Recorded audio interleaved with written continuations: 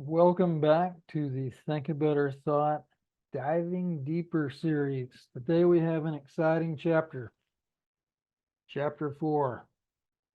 Who's that little voice inside your head? This really, right here, the little voice inside your head is pretty much what this book is all about, is how to recognize it, identify what's going on, reset it, reprogram it, not let it tear your life up. Okay.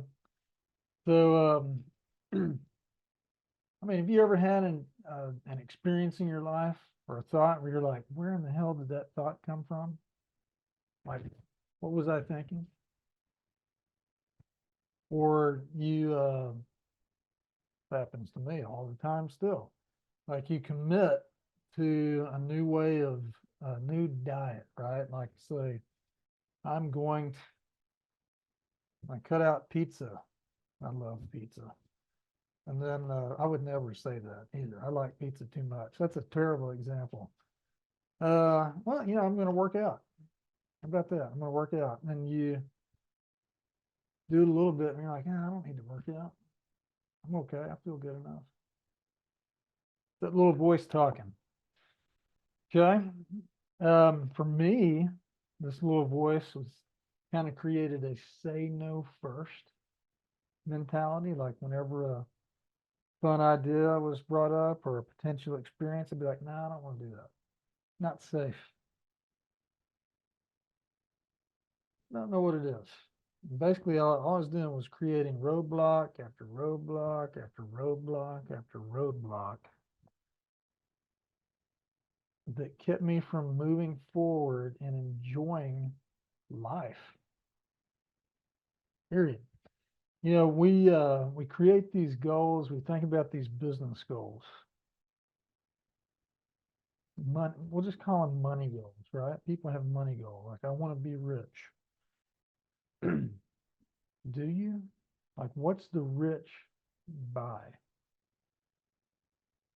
To buy you vacations? Yeah. Well, who are you going to spend a vacation with? Yourself? Buy you a nice house? Yeah. You going to live by yourself? Buy you a nice car, nice motorcycle, nice boat, nice airplane, whatever? Yeah. You going to fly it by yourself? You really need to think deep about what you really want in your life. I thought I wanted money because that's what I felt like that's how you kept score. I've been in sports my life, competitive. Money keeps score. That's how you do things, and you have to have money. But that's what I put at the top was money, not what the money would be used for. One day I figured it out. I'm like, oh, you know what I really want? I want family.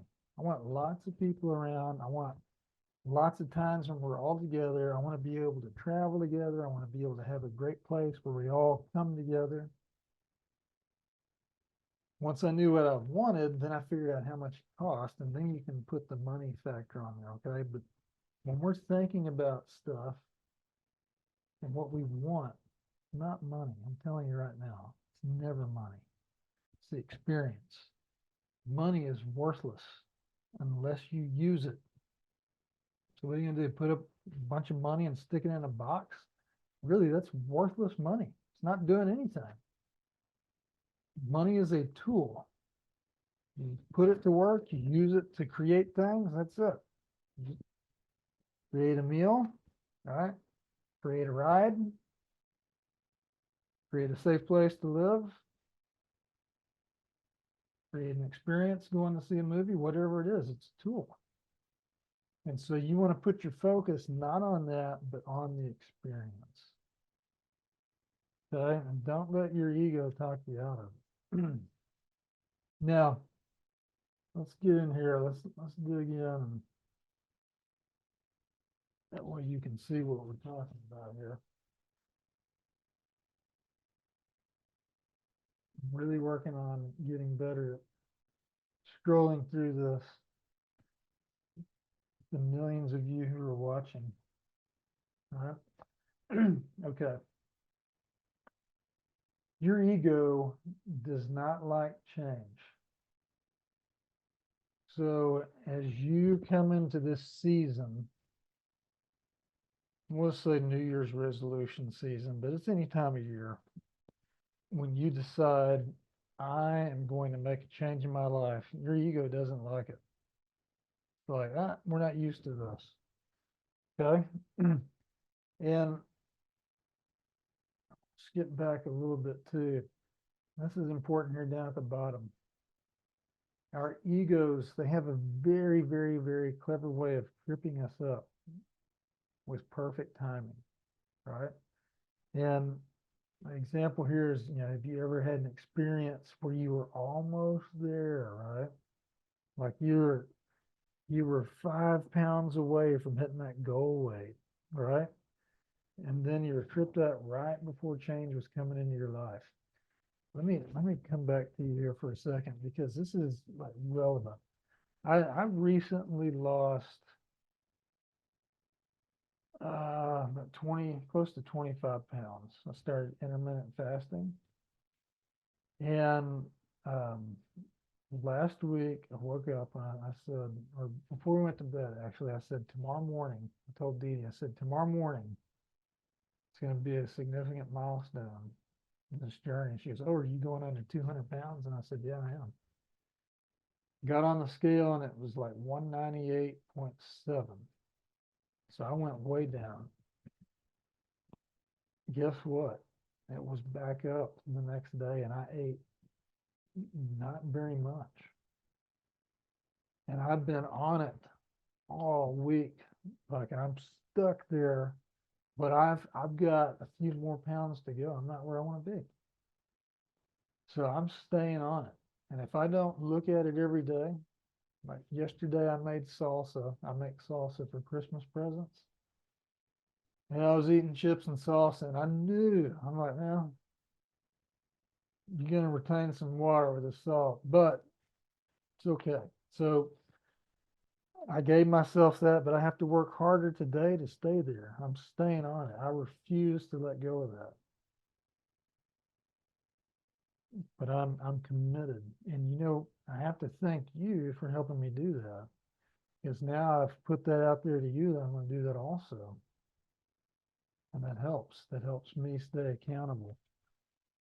Okay, let's get back to the little screen share here. Oh, golly. Got too many tools. I hope this is helping you out.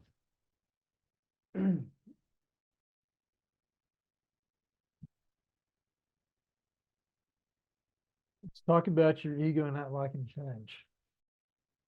Change isn't safe to your ego, but you can use it beneficially, okay, your ego, because what it will help do, if you train yourself to recognize, is it will help you point out all of the different false beliefs you've allowed yourself to purchase and store away over the years.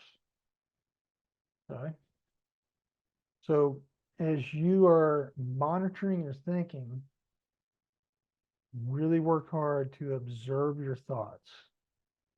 If you catch yourself judging, back up, say, no, let's observe. All truth withstands observation. All right. If something is really true and you honestly observe and question, hey, is this true? Is it really true? You'll be able to determine that. If it's false, it'll fade away. Now, if you continue this habit of judgment, I'm going to say continue, because I'm there, you're there, and you're not going to be perfect. It's going to crop in and out. You have to knock it out when it comes in. But if you don't knock it out and you let it stay in, this judgment, that's going to create an immediate belief, a sentence, right? Is it good to judge? Not, maybe. Let's work on this. Let's work on start asking ourselves questions. What am I thinking? Does this thought have any benefit for me? Who is thinking this? Is this a conscious thought coming from me? Or is this a subconscious thought that has been programmed into my ego? Why am I thinking this? So these thoughts, these questions are all to help you learn the difference between unconscious thoughts from your ego and conscious thoughts of success. Okay, so your ego, it's all pre-programmed, your subconscious. So when you say stuff, you're planting seeds, right? Planting seeds. So that's why you want to monitor it. You're going to have a lot of weeding out to do. You're going to be tired. You're going to feel like you're not making much progress some days.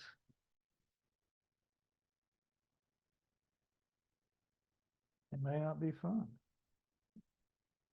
How many times you want to go back and forth though? Stick it out and stay with it. Okay, so we got our 4 questions. What am I thinking? Does this thought have any benefit for me? Who is thinking this? Why am I thinking this? Okay. And guess what? That's going to be part of our chapter summary, which we're at right now. Okay. Back over there. I'm trying so hard to be smooth with this little transition to share my screen. All right. The voice in our head that we want to really zero in on so we can silence it is the one who says, no, you can't do that. That's the ego. Okay. Everything our egos use against us is based on past experiences. Okay. Now there's messages coming in and out all over the place, right? I bet we're exposed to close to 100,000 messages a day. But what we believe is based on what we saw in the past, right? That's what our egos are using against us. So let's focus on being present, not worry about the future. Let's not worry about the past. Let's stay right here and let's observe our thinking. So training exercise, what do we got? All right, the little voice inside your head's telling you you're not good enough. It's telling you you're stuck in a rut. It's keeping you from breaking free. Now, your ego can be very effective in tripping you up, just the way Lucy is with Charlie Brown, right? Remember Lucy, how she pulled that ball away from Charlie Brown? Have you ever felt like you got tripped up right before a positive change was coming in your life? Your ego knows you better than anyone else. Here's what the problem is, okay? Because it knows you better than anyone else, it has all the tools available, everything to use against you, the best ones. Thankfully, you're no longer living in the past, you're living in the now, okay? It's time to explore what your ego is having you believe so you can choose a better, newer thought. Ask yourself, what am I thinking right now? Follow that with, is this thought helping or hurting me? And remember, we're not here to judge any of your responses. If it's hurting you, it's hurting you. Don't say, you stupid asshole, why are you hurting yourself? Just say, this thought is hurting me. Observe it. Okay? Now let's take a minute and let's do my favorite thing. Let's go deeper.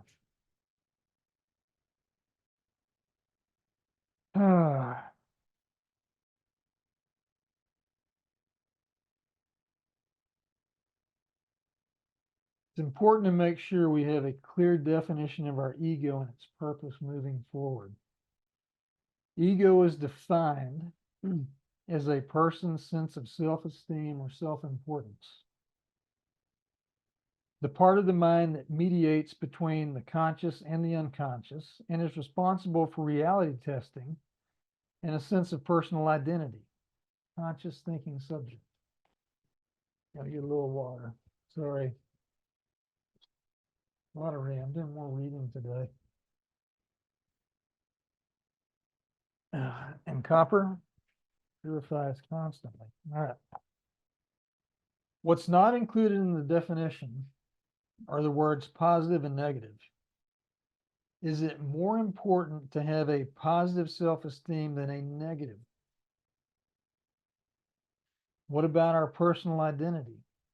How important is it to live with a positive personal identity versus a negative one? Why are we not taught about our egos in school or even church? It makes perfect sense to learn that our egos are conscious thinking subjects responsible for reality testing in our lives and for our personal identity. Doesn't it? Doesn't that make sense to teach that to our kids? If our egos are consciously thinking subjects, then if our egos are consciously thinking subjects, then where are we when our egos are conscious? Unconscious? Are we unconscious? I would say yes. If our egos are consciously thinking for us, we are unconscious. I could have saved myself a lot of time and heartache if I had learned early in my life what I know today about my ego. The ego operates in a state of protection. It does not want to experience pain or misfortune. A state of protection is achieved by having no change in your life. If nothing changes, then nothing changes. Get it? That's the rationale of the ego. Change could bring pain, failure, or embarrassment. The ego has no desire to experience these things. The ego's desire is to be exalted, self-justified, in control. You can never rid yourself of your ego, but you can learn to recognize its Jekyll and Hyde thinking. You can gain full control over it. You can learn to silence it without offending. You can learn to live with your ego and use it to be totally beneficial. What is really important is not beating yourself up when you give your ego control, because you will. You will give your ego control. I still give my ego control. And you know what people do to me when I do? Think a better thought, Shane. Think a better thought. Like, "Urgh." Yeah, I know that. I know that. And then I do. Wow, it's going to happen. Your ego will always be with you. And when given the opportunity, your ego will engage. It will engage. Its job is to engage. Now that we've exposed our egos, we need to move straight to taking control back from them and using them to enhance,